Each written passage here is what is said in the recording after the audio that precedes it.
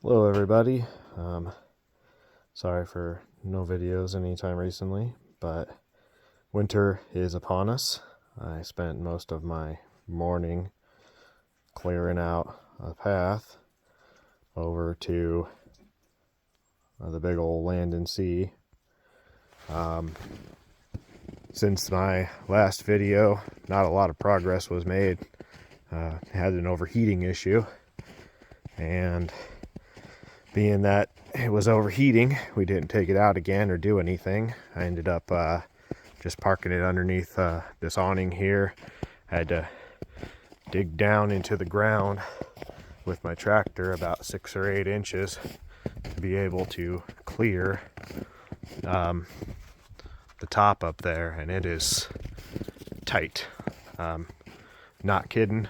I think it has about 1.5 inches, 2 inches up there. I even had to lay the seats down so that they didn't hit the roof up on the top. But since everything's happened, I took the old water pump off, and just last night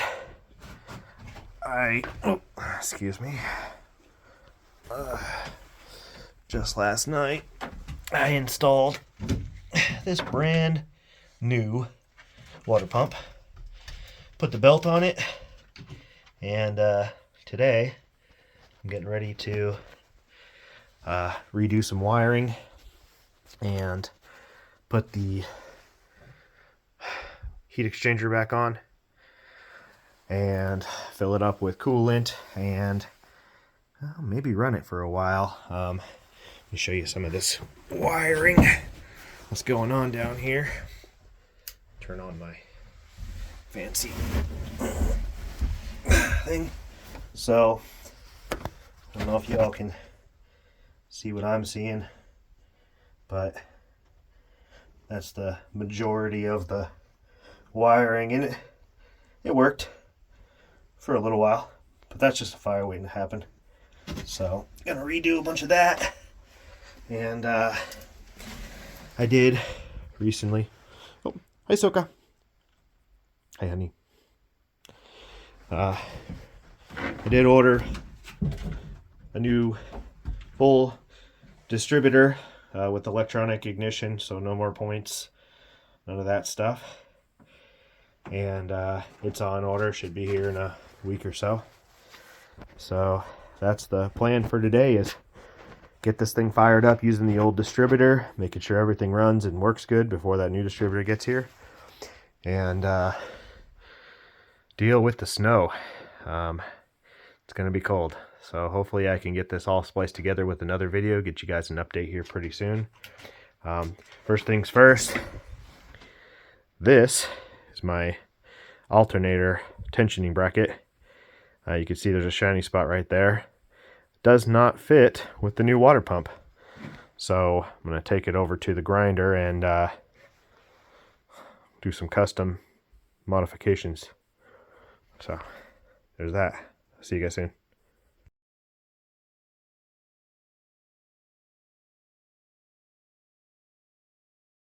Ahsoka.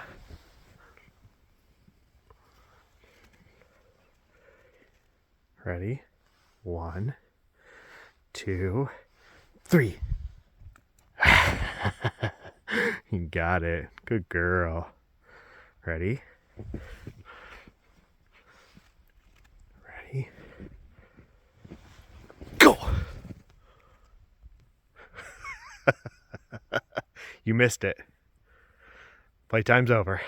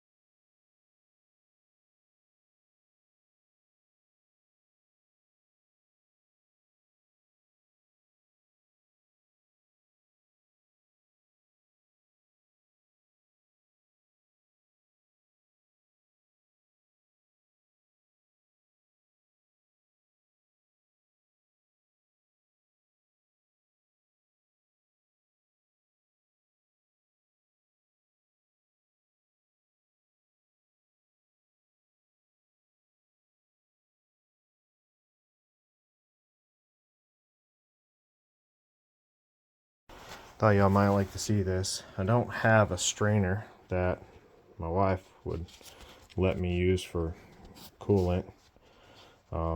So fabricated my own paper towel and some masking tape, and I'll take y'all on for a ride real quick and see if it works. See if you guys can see that before I start. Yeah. I mean, could use another adjustment, but I think we're limited by the hardware. So that's the coolant that came out of it. It's got some junk in it from sitting.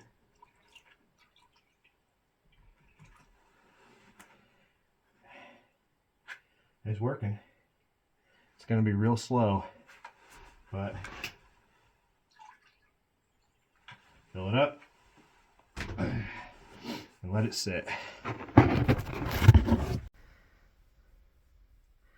Not certain how well that's coming through on the camera, but glad I decided to strain this, because look at all those particles.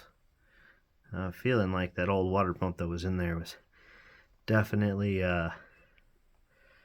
not good.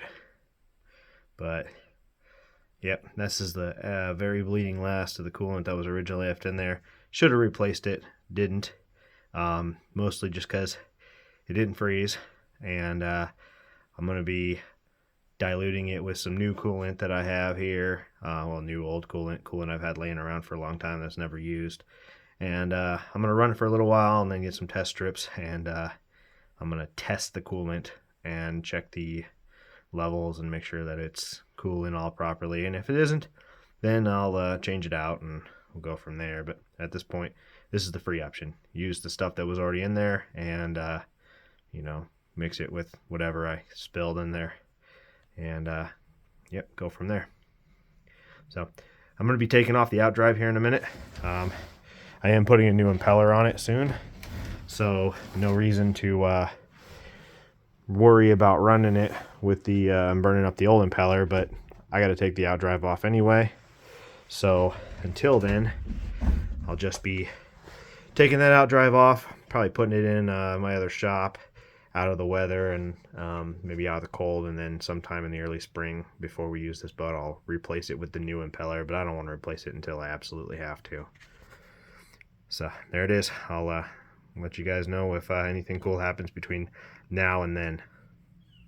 And wouldn't you know it, checked everything, tightened everything, did everything, and then that giant Allen head key bolt top thing is leaking because I didn't check that. And of course, it's finger tight right now. Easily moved. Great. How the fuck am I gonna get that tight? Son of a bitch. Oh well, let's go figure it out. So I don't have a 1/2 inch or whatever size Allen key that is. So I just cross-threaded a nut all the way down to the shank of a bolt that fit in there and cranked it down like that. And it's probably about as tight as I can get it.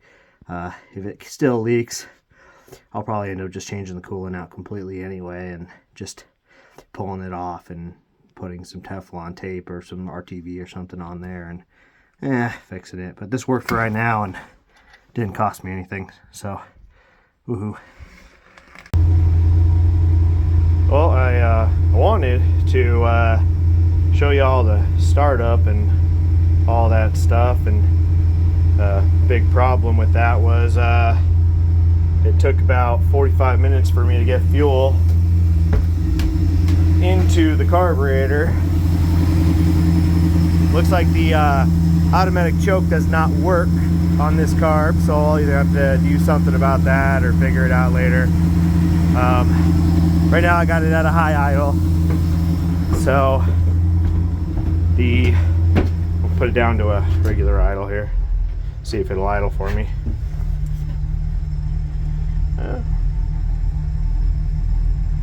Idling all right.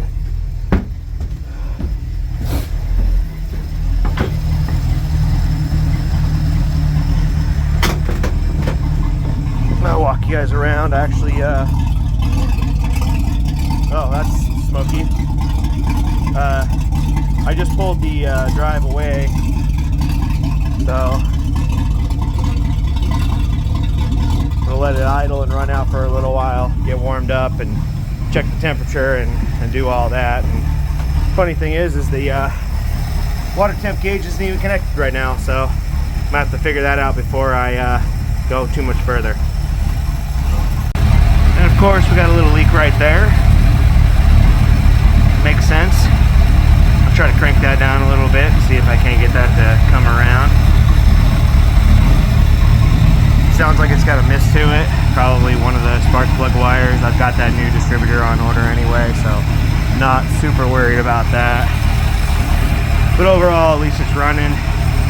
I know that it's at least somewhere near where it's supposed to be. You guys are probably looking at like nothing. So we crank that off, and it's like the belt's still on, pump's still working. Temp's starting to come up, and yeah.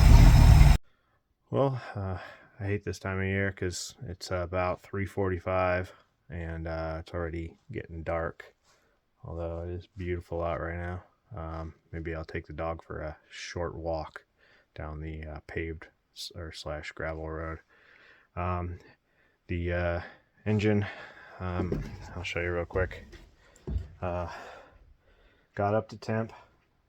Got a little higher than up to temp, although it doesn't have any water running through it, so that doesn't really surprise me at all. I was checking to find out which one of the cylinders is dead, and the distributor cap popped off. So I do have a new distributor coil, everything from Petronix, new wires coming. So the engine does run, which means that I'm, you know, at least back to where I was before it started overheating. Next time I run it for more than a few minutes, definitely have to hook up some water, run it through there, get it going, but doesn't look like that'll happen anytime soon. So being that we're, you know, down below freezing, and it's going to be down below freezing a lot longer. Once I get the distributor on, I will get it fired up, get it tested, make sure everything works, and I'll probably do like a video on putting that in if I can, and go from there. And it looks like the engine needs just a straight cleaning, but again, have to wait till springtime, because filling the bottom of this thing with, you know, 60 gallons of ice would not be a good idea. Anyway, sorry for the long gap in between. I'll try to get back working on this thing tomorrow, Thanksgiving.